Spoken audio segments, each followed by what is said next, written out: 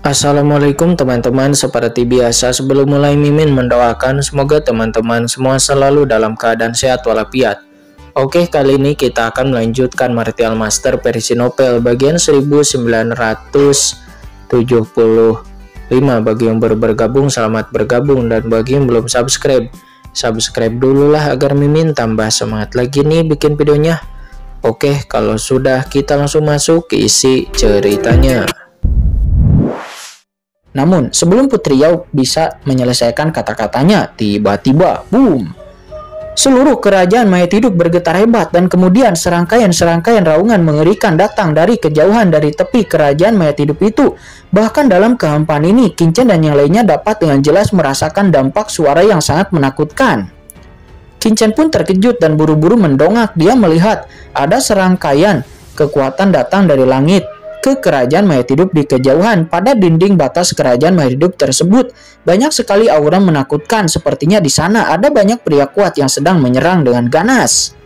Tidak, seseorang sedang menyerang kerajaan mayat hidupku, kata Putri Yao. Ekspresinya tiba-tiba berubah. Di saat yang sama suara gemuruh terdengar seperti suara guntur yang bergema di seluruh dunia.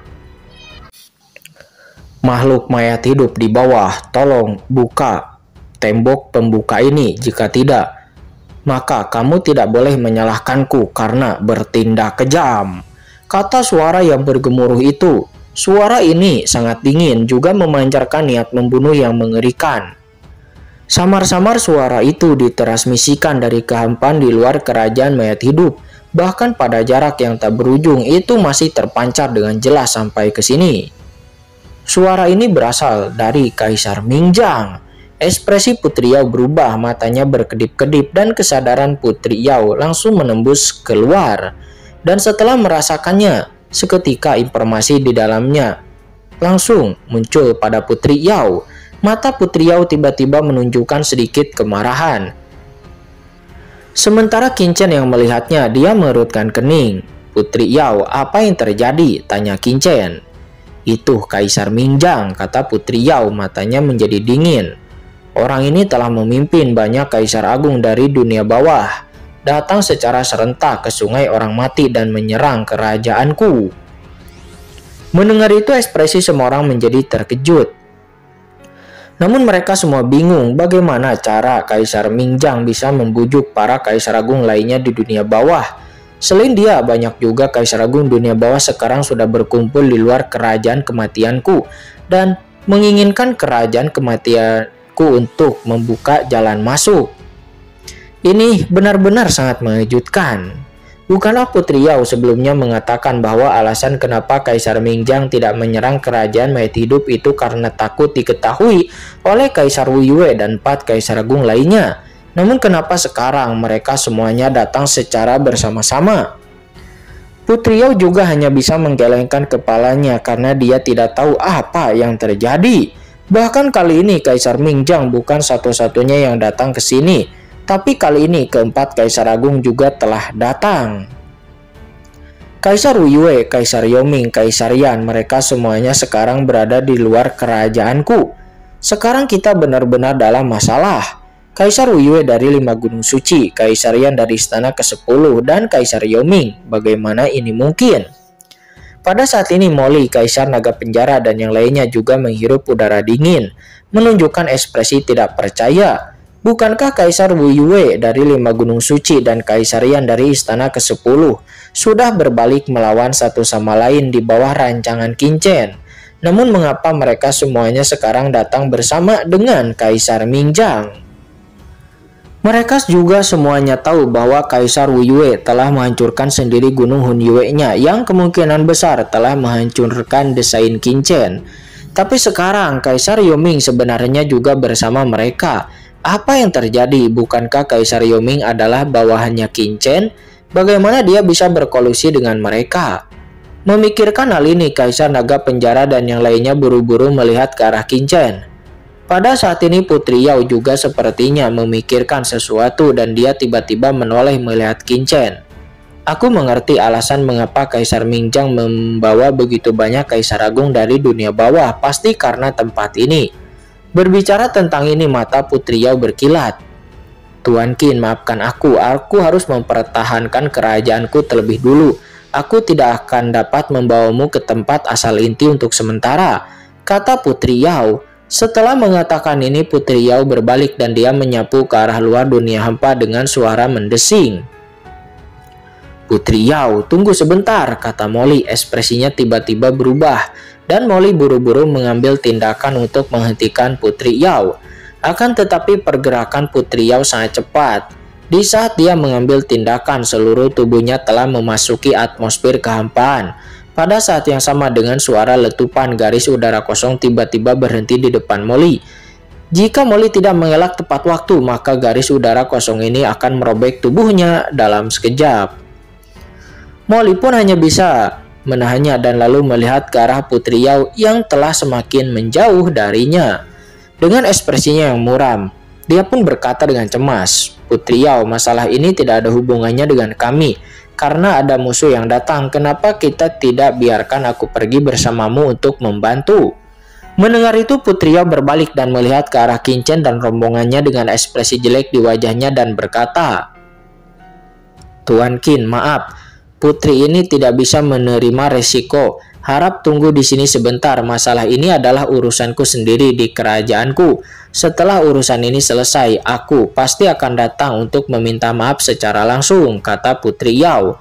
Setelah mengatakan ini, Putri Yao sosoknya melesat dan dia telah meninggalkan jangkauan dunia kehampaan ini.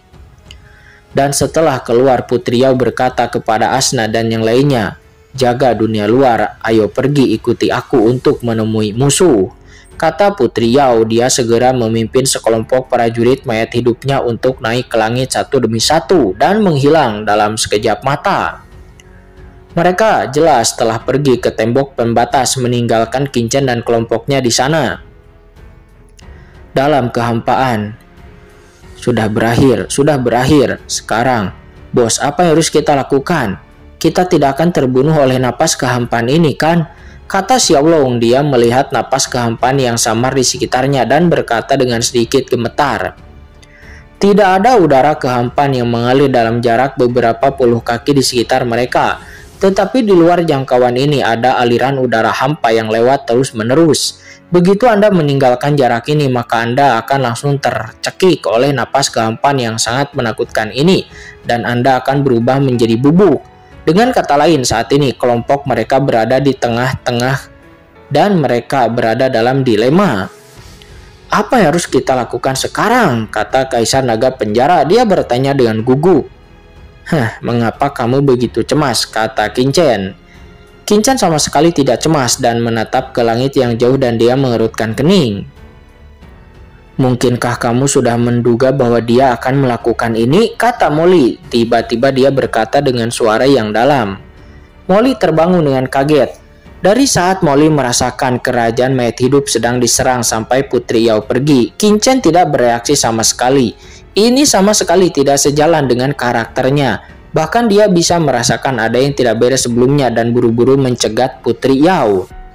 Lalu bagaimana mungkin orang pintar seperti Qin Chen tidak berpikir bahwa Putri Yao ingin meninggalkan mereka di sini? Tapi Qin Chen tidak bereaksi sama sekali sebelumnya. Terlepas dari apa yang dia harapkan, Molly tidak bisa memikirkan kemungkinan lain. Dia menyipitkan matanya dan berkata, orang ini terlalu lama sejak dia mengetahui identitas kita. Jika memang ada sumber sungai orang mayat hidup, menurutmu apakah orang ini akan membiarkan kita pergi begitu saja? Mendengar perkataan Qin Chen itu, Molly pun tertegun. Memang benar, perbedaan antara sikap awal Putri Yao dan sikapnya selanjutnya terlalu besar. Bahkan jika dia mengira bahwa mereka bukan musuh, namun dia tidak akan mengirim mereka begitu saja ke inti sarangnya, kan? Di permukaan itu untuk mengetahui tujuan Kaisar Mingjang, tapi ini terlalu mempercayai mereka. Molly pun menjadi mengerutkan kening dan berkata, maksudmu, apa yang dikatakan pihak lain sebelumnya adalah kebohongan? Dan apakah mungkin Kaisar Mingjang dan yang lainnya menyerang kerajaan mayat hidup? Apakah itu juga bohong? Kata Molly. Dia menggelengkan kepalanya dan melihat ke arah kerajaan mayat hidup.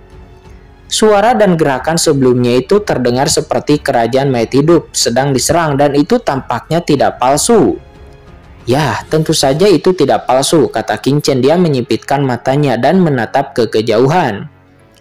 Kaisar Mingjang dan yang lainnya juga merasakan aura dari Kaisar Yoming. Mereka semua seharusnya ada di sini.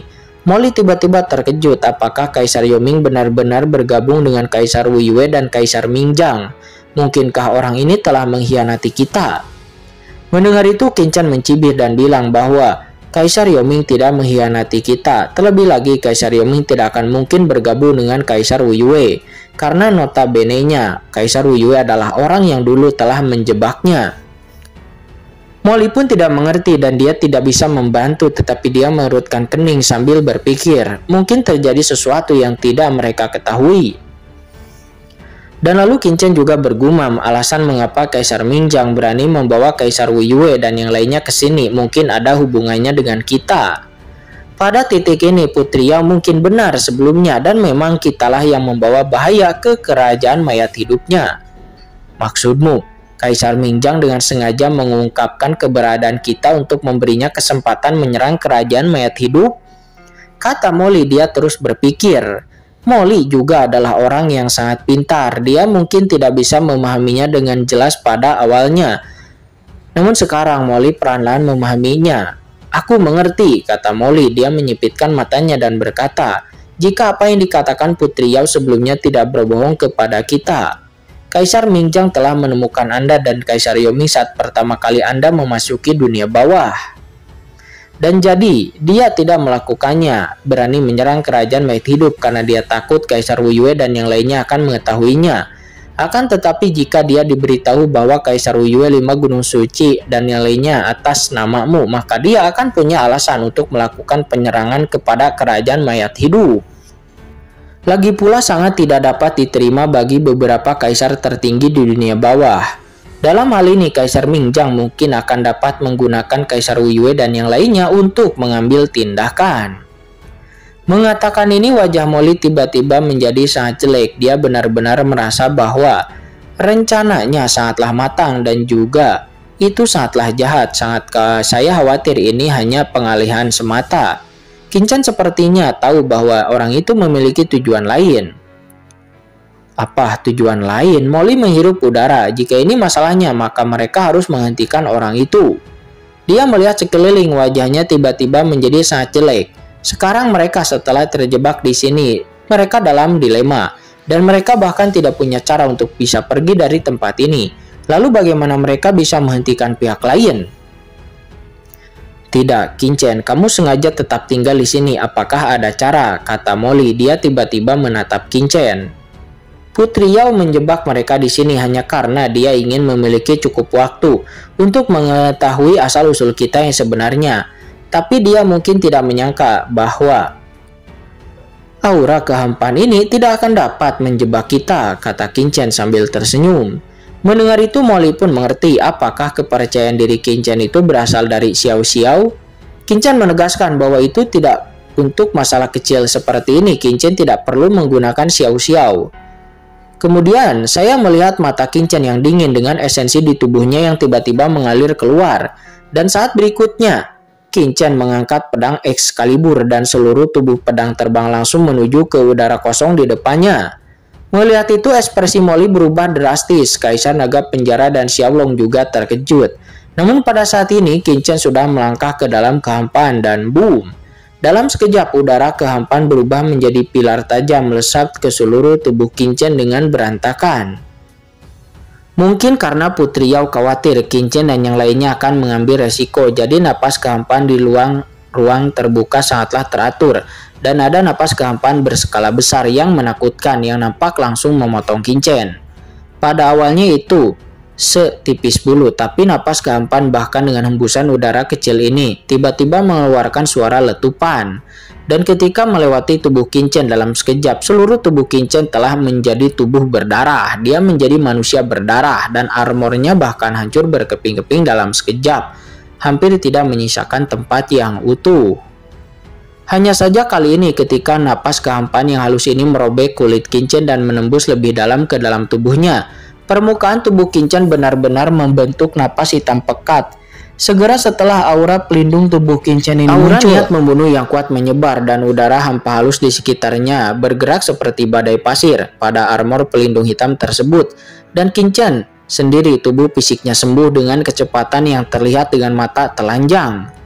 Kekuatan niat membunuh ini, Molly sudah dapat merasakan perisai hitam ini. Segera setelah itu muncul, ternyata itu adalah perisai pembunuh yang didapatkan dengan kekuatan membunuh terkuat di Laut Mati.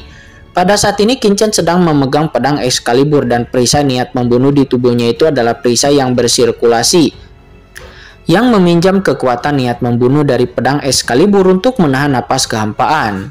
Sedangkan pedang Excalibur itu adalah senjata ilahi Kaisar Dewa Nisa saat itu, dan kekuatan Laut Mati diubah dari aura asli Kaisar Dewa Nisa setelah kematiannya. Putri Yao telah mengatakan sebelumnya bahwa atmosfer hampa di sekitar sini diubah oleh napas Hades yang tergantung dalam inti asal sungai kematian dari zaman kuno hingga sekarang. Tidak ada seorang pun di seluruh dunia bawah yang dapat melawan kekuatan Hades. Dan Dewa Nisa, dia adalah satu-satunya orang kuat yang dapat melawan Dewa Hades. Jadi rencana Qinchen adalah menggunakan kekuatan niat membunuh ini untuk mengontrol kekuatan pedang Excalibur dan melawan atmosfer kehampaan ini.